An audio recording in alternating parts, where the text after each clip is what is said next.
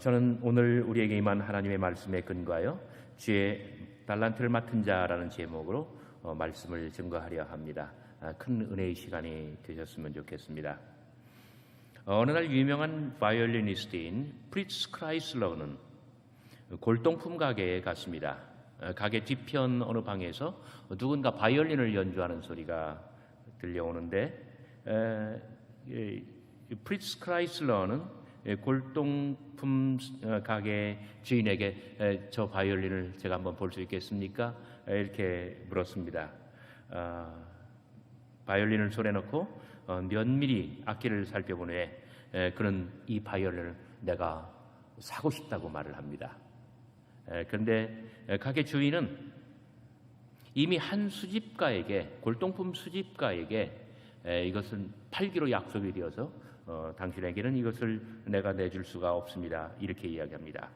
그렇지만 프리츠 크라이슬러는 이 바이올린이 정말 아주 귀한 것이라는 사실을 깨닫고 끊임없이 설득하기 시작합니다. 그러나 골동품 가게 주인은 결코 약속을 어길 수 없다면서 판매를 거절합니다.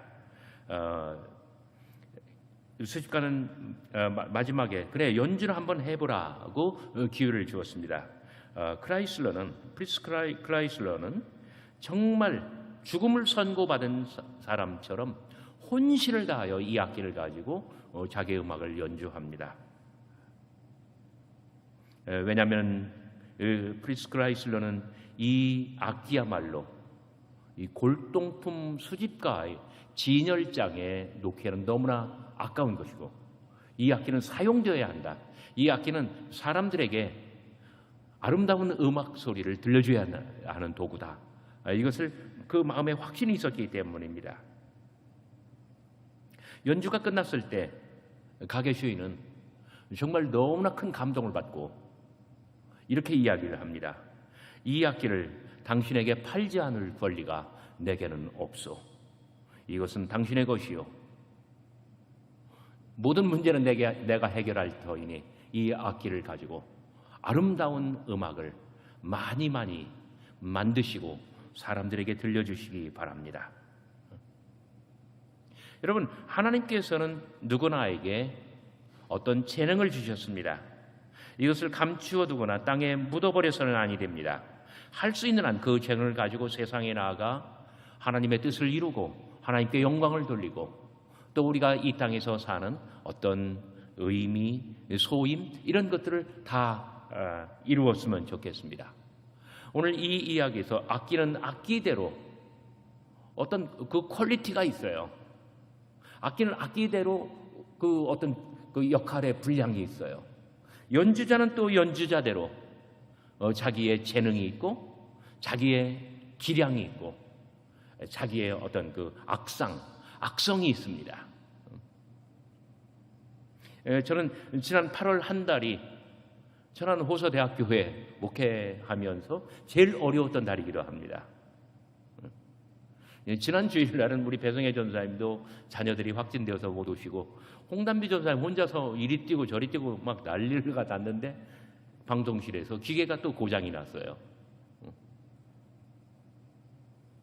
새로운 그 교역자들을 모시면서 어떻게 개개인의 역량을 최대치로 발휘할 수 있을까? 그리고 다 합했을 때에 저와 모든 부교역자들의 역량이 어떤 그 총합으로서 최선의 역량을 발휘하고 어떤 성과를 도출할 수 있을까? 저는 이런 문제를 가지고 씨름을 하면서 하나님께 기도를 드렸습니다. 오늘 우리가 함께 읽은 달란트의 비유는 우리가 모두가 다 알고 있는 유명한 이야기입니다. 비유의 구도는 주인이 종들에게 달란트를 맡기고 떠나는 것으로 시작됩니다. 주인은 장면에 등장하지 않습니다. 주인이 떠나고 나면 그때부터는 종들이 활동하는 공간입니다. 그리고 종들의 활동이 다 끝나면 달란트를 맡긴 주인은 되돌아옵니다. 그리고 결산을 봅니다. 회개하는 것입니다. 여기 달란트란 금으로 만든 동전 화폐입니다. 어린이 교회학교에서 많이들 달란트 시장을 열고 이렇게 아주 재미있게 달란트 살림을 하지만 사실 달란트는 이 금제 화폐로서 6천 데나리온에 해당합니다. 성인 노동자가 하루 일했을 때 품삯이 한 데나리온인데 6천 데나리온이 한 달란트예요. 어마어마한 거액입니다. 만일 노동자가 1년 365일 가운데 대략 300일을 일했다고 한다면 한 달란트는 노동자의 20년 품삯입니다. 5달란트를 맡겼다고 한다면 노동자 품삯으로 100년에 해당하는 정말 아주 천문학적인 액수의 돈입니다. 달란트를 맡기는 주인은 누구입니까? 우리에게 재능을 주시고 우리에게 어떤 역할을 주시고 우리가 이 땅에 살면서 한껏 활동하기를 바라시는 하나님은 어떤 분이십니까? 실패한 이에게 주인은 24절 주여 당신은 굳은 사람이라 심지 않은 데서 거두고 해치지 않은 데서 모으는 줄을 내가 알았으므로 25절 두려워하여 나가서 당신의 달란트를 땅에 감추어뒀나이다. 보소서 당신의 것을 받으옵소서. 실패한 자에게 달란트의 주인은 이런 사람입니다. 마음이 굳은 사람, 심지 않은 데서 거두고 해치지 않은 데서 모으는 그런 분으로 알기 때문에 달란트를 땅에 감추어뒀다고 이야기를 합니다. 그러나 성공한 사람에게 주인은 어떤 사람입니까? 21절 23절 그 주인이 이르되 잘하였도다. 착하고 충성된 종아, 내가 작은 일에 충성하였음에 내가 많은 것으로 내게 맡기리니 네 주인의 즐거움에 참여할지어다. 성공하는 사람들에게 하나님은 관대한 사람이고 그리고 마침내 주인의 그 즐거움에 참여할 수 있는 거의 동업자입니다. 동업자예요. 그렇게 하나님은 관대하시고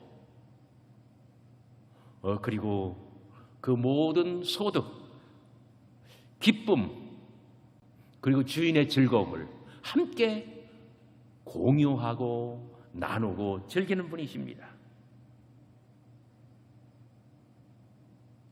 그래서 달란트를 위임받는 사람들은 이 달란트를 귀하게 여겨야 하며 자기에게 달란트를 맡기시는 분이 어떤 분인가를 분명하게 깨달아야만 합니다.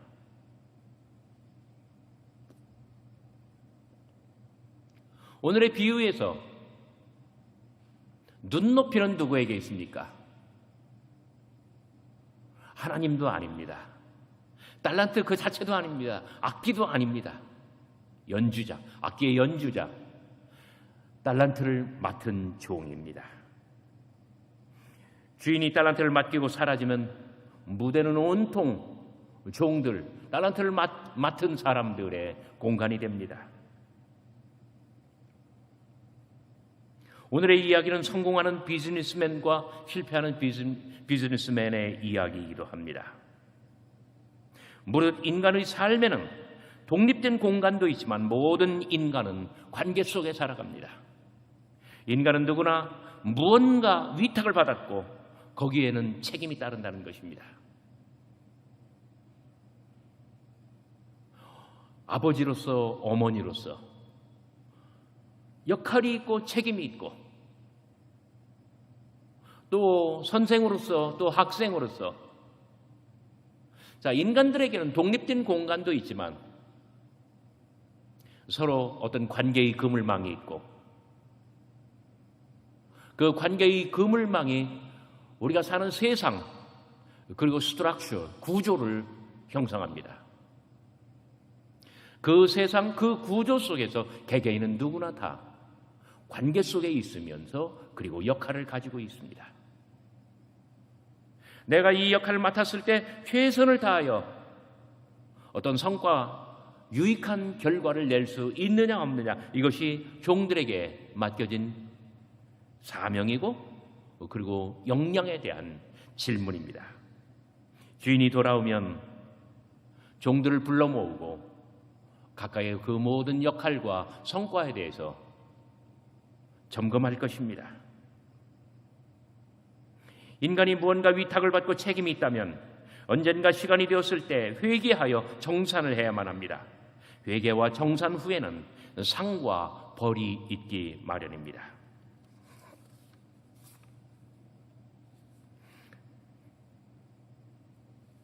아이작 왓츠의 아버지는 아들 아이작이 어렸을 때 시를 쓰는 것을 몹시 싫어했습니다. 그래서 아버지는 손찌검까지 하며 시를 쓰지 못하게 만듭니다. 그러나 아이작에게 있어서 시는 영혼과도 같은 것이었습니다. 하나님께서 주신 달란트였기 때문에 시를 못 쓰게 하는 것은 숨을 멈추게 하는 것과 같다고 생각했습니다. 어느 아침 와치의 가족들은 성경을 읽은 후에 엎드려 기도하게 되었습니다. 그때 아이작은 생쥐가 방울목걸이를 들고 고양이에게 달려가는 기분으로 이렇게 시를 읊었습니다. 시에 곤궁한 쥐가 있었네. 목걸이여 그의 기도를 들어주렴. 어린아이 아이작이 지은 시예요. 굉장히 앙증맞고 귀엽습니다. 그러나 여기 나오는 쥐는 자신의 처지와도 같습니다. 어렸을 때부터 이 메타포, 은유가 살아있고 어떤 시상, 시심이 가득한 거예요. 그때 아이작의 형제들은 킬킬거리며 웃기 시작합니다. 하지만 아버지는 몹시 비통에 잠깁니다. 이 아이가, 예를 들어서 저 같은 경우도 저희 아버지는 제가 법관이 되기를 바라셨어요. 저는 법관이 될 생각이 전혀 없고 오직 신학교에 갈 생각밖에 없었어요. 그 아이작의 아버지도 지금 마찬가지입니다. 아버지가 비통에 잠겼을 때 아이작은 또 읊조립니다. 오 아버지, 불쌍히 여기소서. 다시는 시를 쓰지 않으리. 아버지를 위로하기 위해서 이렇게 말을 했지만 그러나 아이작의 본심은 그게 아니었습니다.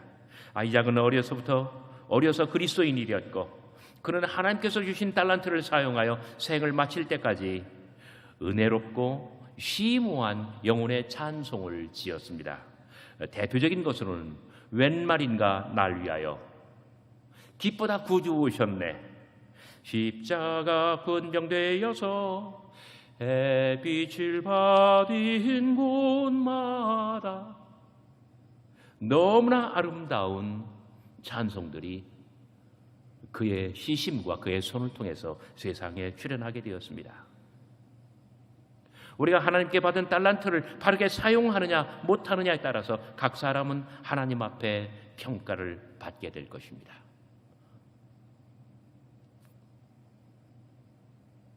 우리 호서대학교의 교훈은 할 수 있다, 하면 된다입니다. 무엇이든지 하나님께서 우리에게 어떤 역할을 맡기셨을 때 우리는 해낼 수 있습니다. 하면 됩니다. 우리가 도움을 구하면 하나님은 다가오사 환난 날에도 구하시고 우리 모든 일을 도우실 것입니다. 하나님은 당신이 우리에게 맡기신 일을 우리가 최고의 정성과 최선의 노력으로 이행할 때에 우리에게 보이지 않는 도움이시여 그 모든 일의 성공을 보장토록 천사들을 동원해 주실 것을 믿으시기 바랍니다. 어떤 처녀는 가수가 되기를 원했습니다. 그런데 자기가 생각할 때 자기는 언제나 얼굴이 변변치 못하다. 그 요즘 말로 나는 비주얼이 안 돼. 저도 약간 그런 생각이 많아요. 키가 작고 얼굴은 잘생기지 못했고 제가 좀 그런 게 있어요. 여러분들은 충분히 인정하실 거예요. 이 처녀도 마찬가지였습니다. 입이 너무 컸고, 그리고 입을 벌리면 뻐드렁니가 튀어나와요. 뉴저지 한 클럽에서 처음 노래를 불렀는데 이 여인은 자꾸 윗입술을 내리면서 오므리면서 뻐드렁니를 감추려고 합니다. 결과는 참담하였습니다. 본인은 얼굴이 뜨겁고 사람들의 반응은 냉담하였습니다. 그런데 천만다행으로 오직 한 사람이 이 여자의 노래를 듣고 그 재능을 알아보았습니다. 아가씨, 나 좀 봅시다. 나는 당신이 노래하는 것을 주의해 보았는데 당신은 무엇인가 자꾸 감추려고 하는 것이었소. 그이가 창피한 모양인데, 이렇게 말을 하니까 이 여인의 얼굴이 홍당무가 되었어요. 그가 말합니다. 도대체 그이가 어쨌단 말이오? 뻐드렁니가 무슨 죄가 있어? 그 뻐드렁니를 감추려고 하지 마시오. 당신이 부끄러워하지 않는 것을 보면 청중은 오히려 당신을 더 좋아하게 될 것이오. 어쩌면 그 뻐드렁니가 당신에게 행운을 가져다 줄지도 모르오. 이 이야기를 듣고 이 여인은 너무나 기뻤습니다. 그리고 자신감을 갖게 되었습니다. 더 이상 큰 입과 뻐드렁니를 의식하지 않고 자신의 재량을, 자기의 기량을 막 마음껏 발휘할 수 있게 되었다는 거예요. 그래서 그의 이름은 캐스렐리입니다. 그 충고를 듣고 자기의 못생긴 일을 생각하지 않고 늘 아주 기쁘게 자신감 있게 노래를 불렀습니다. 그래서 그는 영화와 라디오의 톱스타가 되었고, 이제는 다른 사람들이 오히려 이 여인을 모방하려고 줄을 서게 되었다는 이야기입니다. 지난 수요일 8월 31일이 호서대학교를 설립하신 강석규 박사, 강석규 명예총장님께서 돌아가신 날이었습니다. 학교는 7주기 추모 예배를 드렸습니다. 강석규 명예총장님은 오늘 우리가 함께 읽은 이 비유를 너무나 삶의 큰 진리요, 자기 인생의 좌우명이며 호서대학교가 실천해야 할 하나님의 살아있는 말씀으로 여기셨습니다. 비유에는 두 종류의 인간이 등장합니다. 15절, 각각 그 재능대로 5달란트, 2달란트, 1달란트를 주인이 맡깁니다. 5달란트와 2달란트를 맡은 자는 바로 장사하여 5달란트, 2달란트를 남기고 성공합니다. 그러나 1달란트를 받은 자는 땅에 감추고 실패합니다. 그 여인이 뻐드렁니를 감추려고 하는 것처럼 땅에 감추고 실패합니다.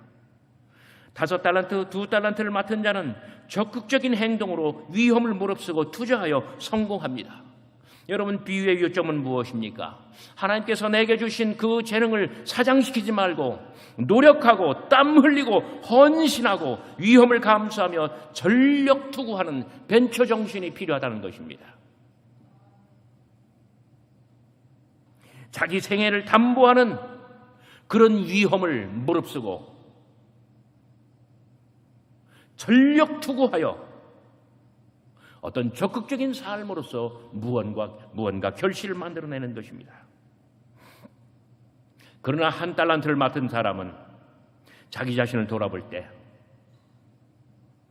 자기는 능력이 부족하고 지식과 의지도 없고 경험도 부족하고 자기는 아무것도 할 수 없다고 너무나 절절하게 그렇게 느꼈습니다. 상대적인 빈곤, 열등의식, 패배감, 패배의식으로 가득하였습니다. 그래서 어떤 위험부담을 그리고 투자를 선호하기보다는 안전지대에 머물러 소극적인 삶을 선택하고 달란트를 땅에 감추고 만 것입니다.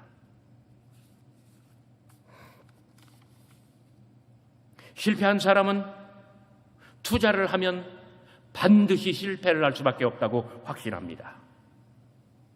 성공한 사람은 투자를 하면 하나님께서 나를 도우시고 따라서 승산이 있다고 믿고 그리고 투자하며 자기의 전 생애를 걸고 목숨을 걸고 매진합니다. 달란트의 비유야말로 명예총장님께서 가장 많이 인용하신 성경 말씀입니다. 그는 모든 교직원들과 학생들에게 이 비유를 여러 번 설교하셨습니다. 그는 자기의 생애를 돌아볼 때 한 달란트를 맡은 사람처럼 실패감 그리고 패배의식, 아무것도 할 수 없다라고 하는 좌절감, 그런 사람이었습니다. 그가 말합니다. 나는 충남 논산군 성동면 하정리 시골 마을에서 태어났습니다. 나의 부모는 가난한 농부였습니다. 나는 6남매 중 장남으로 태어났고 내가 다니던 논산 보통학교는 집에서 6km, 왕복 12km였습니다. 집에 돌아오면 배가 고파 부엌에 가서 먹을 것을 찾았지만 먹을 것이 없었습니다.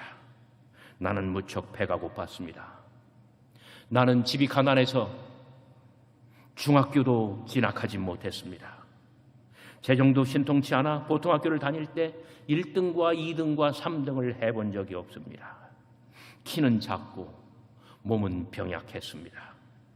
정말 여기 한 달란트를 받은 사람처럼 나는 갈등과 번뇌 속에서 열등감과 실패감에 그리고 열등의식에 사로잡혀 내 인생을 그렇게 포기하고 있었습니다. 정말 목숨을 포기하고 싶은 심정이 한두 번이 아니었습니다. 그런데 어느 날 내게는 위대한 꿈과 이상이 생겨났습니다. 나는 포기할 수 없었습니다. 나는 독학으로 중학교, 고등학교 과정을 마쳤습니다. 급기야 34살이 되었을 때 그 늦은 나이에 서울 공대, 서울대학교 전기공학과에 진학하였습니다. 그래서 공대 학생회장이 되었고 서울대 총학생회장이 되었습니다. 졸업 후에는 곡절 끝에 충남대학교, 명지대학교 교수가 되었습니다. 그 후에 대성중학교와 대성고등학교를 설립하여 교장을 하였습니다. 그리고 호서대를 설립하고 총장이 되어 지금 여러분 앞에 서 있습니다.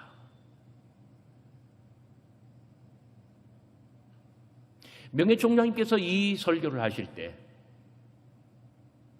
당시에 호서대학교에 오는 모든 학생들은 정말 전국에서 꼴찌를 하던 사람들이었습니다.